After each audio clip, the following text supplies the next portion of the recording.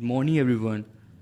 You are watching DS Engineering, and in today's video we're gonna learn how to make Lamborghini Huracan in Autodesk Fusion 360.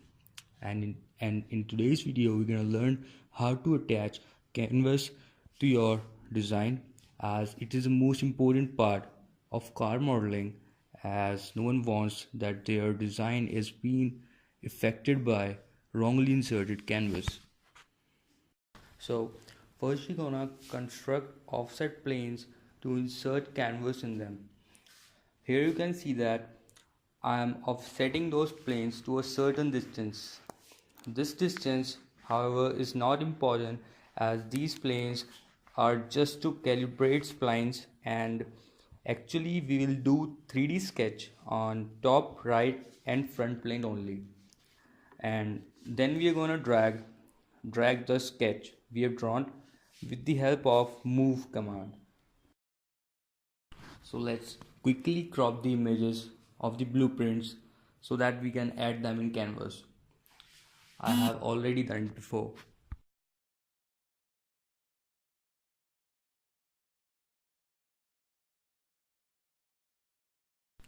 And now the most important part of attaching the canvas to our model. Here we will make the model on 1:12 scale, so that the actual height of Huracan is 1165 mm. You can find it on internet, and the 1165 divided by 12 is something around 97 mm. So same as with the width of the car, that is 186 mm. 186 mm. So the front plane is something 97 by 186, and now we will move to the right plane, and length comes out to be 371 mm. And now adjusting the top view, and make sure you start making top rectangle and the front rectangle from origin only, just as I did.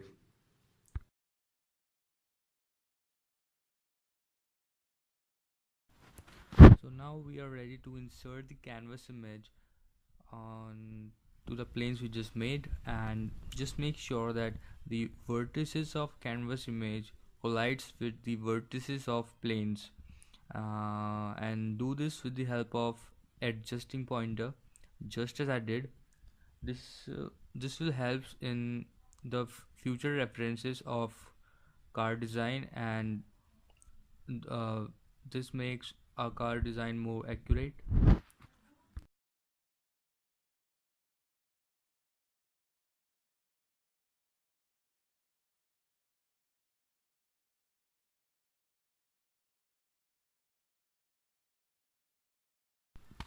Once your canvas is adjusted, then go to new sketch and select the spline and select the front plane.